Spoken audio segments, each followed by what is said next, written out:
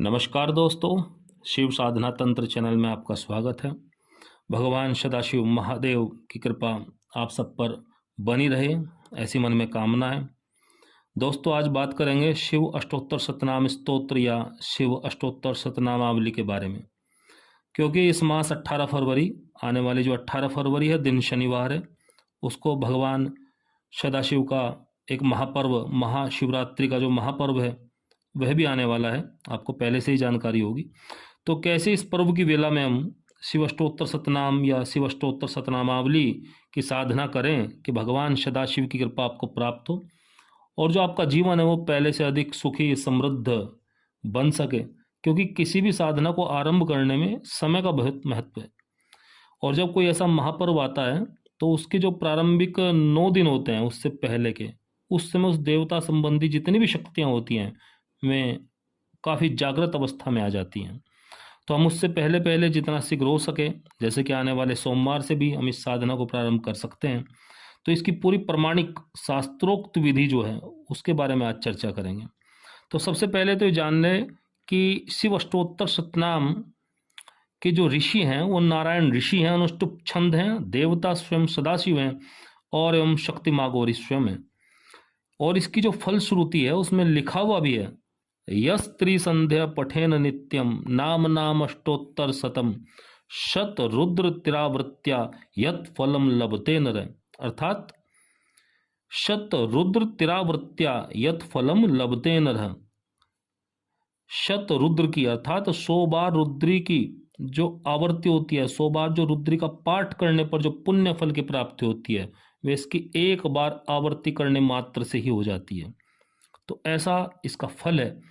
और इसके जो भौतिक लाभ है, अगर मैं उसकी चर्चा करूं तो विशेष रूप से जिन जातकों को रोजगार संबंधी कोई परेशानी आ रही हो, नौकरी में, व्यवसाय में कोई भी परेशानी आ रही हो तो उसको दूर करता है। धन संबंधी जो आपके रुके हुए मार्ग उनको खोलता है। और खासतौर से शनि राहु संबंधी दोष जन्म कुंडली में अगर कोई हो, शनि दोष, शनि की 7.5 ढैया जन्म कुंडली में शनि दोष स्थानों का स्वामी होकर कोई परेशानी उत्पन्न कर रहा हो तो उसको भी ये समाप्त करता है। और आपके मन और मस्तिष्क से संबंधित कोई भी अगर बीमारी हो, कोई भी कोई दिक्कत हो, परेशानी हो, उसको दूर करता है। मन में अद्भुत शांति का अनुभव आपको होगा इसको करने के बाद में।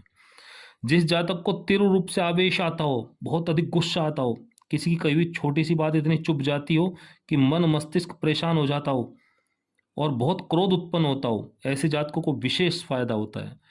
किसी को संतान संबंधी दिक्कत आ रही हो, संतान संबंधी परेशानी हो, संतान हो ना रही हो या और बहुत सी परेशानी है उनमें से कोई भी हो, या लंबे समय से कोई कार्य आपका रुका हुआ हो, अटका हुआ हो, तो वह भी इससे पूर्ण होता है।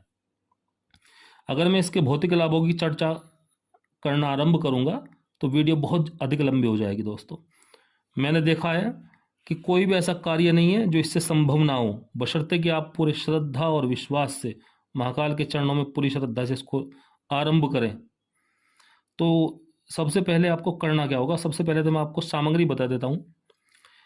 भगवान महादेव की कोई भी साधना हो उसमें एक अत्यंत कम सामग्री की आवश्यकता पड़ती है। इसमें भी ऐसा ही है। इसमें आपको चाहिए केवल 11 या 21 बिल्व पत्र, बेल के पत्ते, श्वेत चंदन, सफ़ेद चंदन, श्वेत पुष्प, सफ़ेद रंग के फूल आपको, चावल, फल, ये सब सामग्री, धूप दीप तो आपका रहेगा ही। तो ये सब सामग्री इसमें आपको चाहिए होंगी। भगवान शिव के बारे में आपने पढ़ा भी होगा कि भगवान शिव से बढ़कर कोई दूसरा देवता नहीं है और शिवरात्रि से बढ़कर कोई दूसरा व्रत एवं तप नहीं है। ये उल्लेख भी है, लिखा हुआ है, नास्ति गंगा समम तीर्थम नास्ति देवो हरोपमः शिवरात्रे परम नास्ति तपः सत्यम मयोदितम, स्कंद पुराण में लिखा हुआ है। तो फाल्गुन मास की कृष्ण पक्ष की जो चतुर्दशी की रात्रि होती है वो त्रयोदशी से जब युक्त होती है तो उस रात्रि का जो पर्व है वो महाशिवरात्रि के रूप में मनाया जाता है, जो कि आने वाली आपकी 18 फरवरी है। तो उससे पहले इसको आपको आरंभ करना है। सबसे पहले आपको स्नान आदि से निवृत्त होने के बाद में शांत मन से अपने पूजा स्थल पे पूजा करें, जहाँ भी आपका पूजा का स्थान हो वहाँ बैठिए। आसन आपका श्वेत रंग का या पीले रंग का होगा। अगर किसी भी कारण से उपलब्ध ना हो तो कोई भी आसन चलेगा।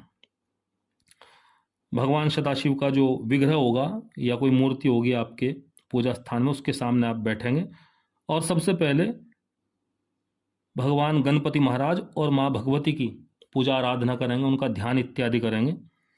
उसके बाद संकल्प लेंगे। आप अपने हाथ में एक बिल्वपत्र, बेल का पत्ता, चावल और जल, इनको लेकर आप हाथ में संकल्प लेंगे, हे भगवान सदाशिव, मैं अपनी इस परेशानी की या इस मनोकामना को पूर्ण करने के लिए आपके 11 या 21, जो भी आप करना चाहें, 11 या 21 बार आपकी शिव अष्टोत्तर शतनामावली का संकल्प लेता हूँ। आप मुझ पर कृपा करें, मेरे परिवार पर अपना आशीर्वाद बनाए रखें। ऐसा कहते हुए जो आप ये जल और बिल्वपत्र भगवान सदाशिव के सामने एक प्लेट रखकर उसमें छोड़ देंगे।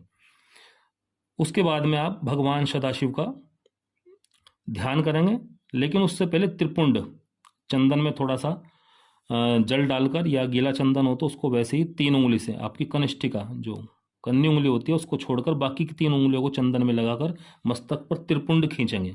3 रेखाएं जो आपने खींची हुई देखी होंगी, त्रिपुंड खींचेंगे। उसके बाद भगवान शिव का आप ध्यान करेंगे, और ध्यान ऐसे नहीं, ध्यान से, भाव से ध्यान करेंगे, थोड़ा जितना आपसे हो पाए।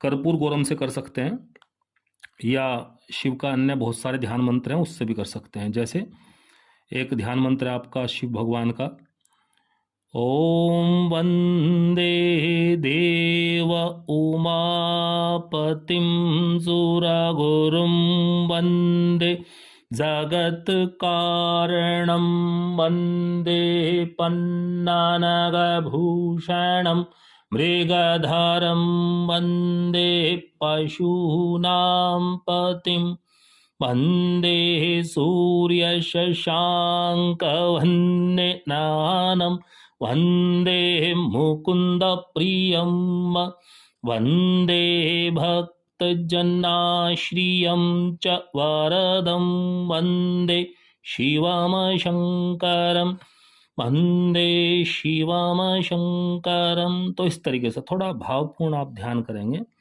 तो भगवान क्यों नहीं प्रसन्न होंगे। तो इस प्रकार आप ध्यान करने के बाद में भगवान सदाशिव का जो अष्टोत्तर शतनामावली है, 108 नाम जो है उनका जाप आरंभ करेंगे।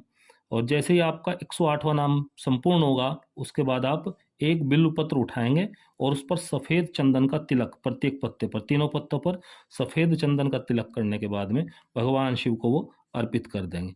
इसी प्रकार 11 बार या 21 बार, जितना भी आपका समय और सामर्थ्य हो, आप इसकी आवर्ती करेंगे और वे बिल्वपत्र जो है भगवान शिव को समर्पित कर देंगे।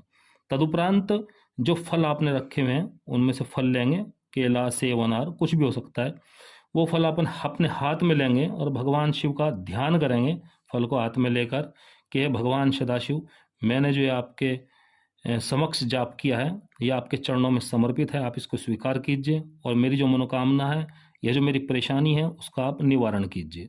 इस प्रकार आपको लगातार शिवरात्रि तक इसका जाप करना है। शिवरात्रि वाले दिन, उस दिन सुबह स्नान करने के बाद में, अपना ये जाप करने के बाद में 11 या 21 बार जो भी आप करते आ रहे हो, वही सेम करने के बाद आपको मंदिर जाना है। भगवान शिव को जल, बिल्वपत्र, चावल इत्यादि प्रसाद वगैरह, मीठा वगैरह, वो सब आपको समर्पित करना है और उनका आशीर्वाद लेकर वापस घर पर आना है। इस दिन संध्या के समय, शाम के समय, इससे पहले भले ही आपने शाम को ना किया हो, लेकिन शिवरात्रि वाले दिन शाम को अवश्य करना है। सायकालीन संध्या के समय आपको इसका जाप करना है। जितना आपने और दिन किया था उसकी अपेक्षा 3 गुना 3 कर दीजिए आप सीधा। 11 किया हो तो 33 बार, 21 किया हुआ हो तो 43 बार, सॉरी 3 और 6 63 बार बैठेगा। 21 क्या हो तो 63 बार आपको जाप करना है शिवरात्रि की संध्या के समय। और जब करके वही सब प्रक्रिया दोहरानी है, आखिरी में फल लेना है और भगवान शिव को वो समर्पित कर देना है कि भगवान सदाशिव, आप इसको स्वीकार करें और अपनी कृपा और आशीर्वाद हम सब पर बनाए रखें। तो इस प्रकार आपको ये साधना संपूर्ण करनी है और इसे करने के बाद आप खुद कमेंट करके मुझे बताएंगे कि आपको क्या फ़ायदा हुआ है। और हाँ, एक बात और महत्वपूर्ण, शिवरात्रि होने के बाद आपको इस शिव अष्टोत्तर शतनामावली को अपनी नित्य पूजा में 3 बार प्रतिदिन करना है। मुश्किल से आपकी 15 मिनट का समय लगेगा, लेकिन आप इसको रेगुलर कीजिए। सावन के महीने की शिवरात्रि तक करते रहिए और आप इन 2, 4, 6 महीने के बीच में अपने जीवन में कितने चमत्कारिक परिवर्तन होते हैं, आपको कितना अनुभव होता है, आप खुद कमेंट करके बताएंगे। ऐसे भगवान शिव की महिमा है।